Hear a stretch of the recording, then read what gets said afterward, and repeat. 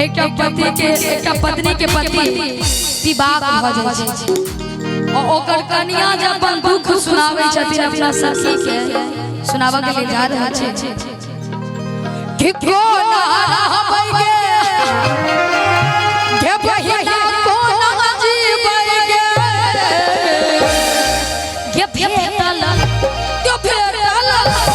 भेटल सैया मोर सदा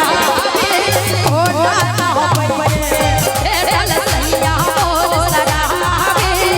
कोना रहबै कोना रहबै गे बहिना कोना जीबै कोना रहबै गे बहिना कोना जीबै गे भेटल सैया मोर सदा कोना रहबै भेटल सैया मोर सदा कोना रहबै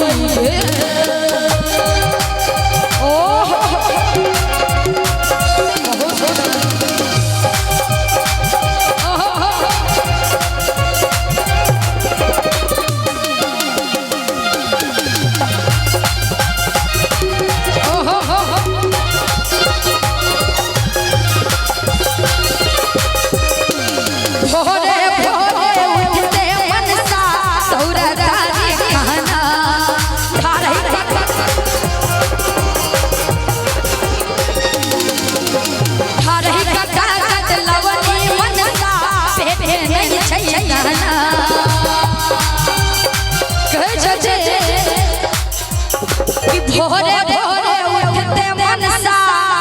धौरा धारी खाना अहो सब सारी पीबै छियै नहीं बहुत नीक करै छी पियै छी नेहानिक लोग सब थोड़े पियै छी अब अहाँ एकाध गो छी त पिनाइ न बनै छै कि भोरे भोरे उठते मनसा धौरा धारी खाना हमारे काका कटलवने मनसा पेट में नहीं छछदाना आलो टोट भसिया बतलावे आते हट नहीं ठिकाना के पढ़े के पढ़े करा कोन कहबो पढ़े करा कोन कहबो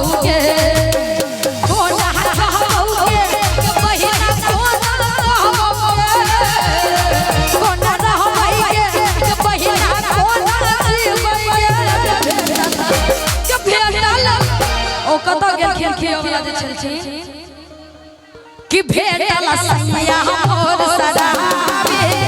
कोना रहबै गे भेटल सैया मोर सदा कोना रहबै गे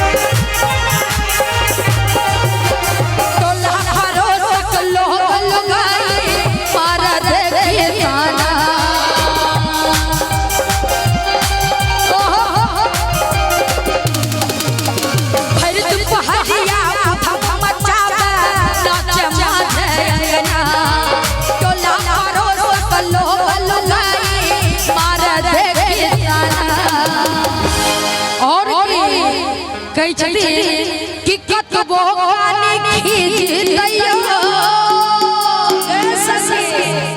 कि कतबो पानी खींच दैयो आ छोड़े नहीं बना के फूटल पैना मोर कपारे कोना कहबो फूटल पैना मोर कपारे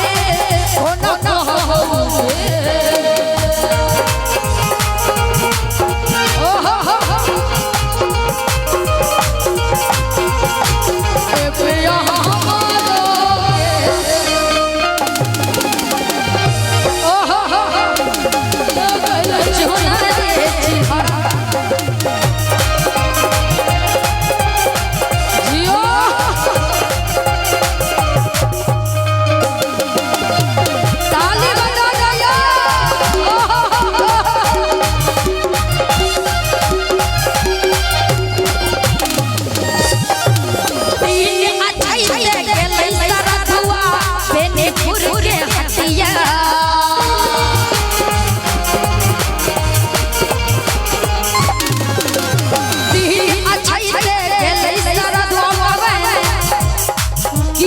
चौक छै देवी चौक ना त कहै छथिन कि दिन अछै ते गेलै सारा धुआ देवही के हटिया आपी पाइप का ढकरत ले हां कहियो एक्टिंग बतबै छथिन करियो कि पीप पाइप का ढकरत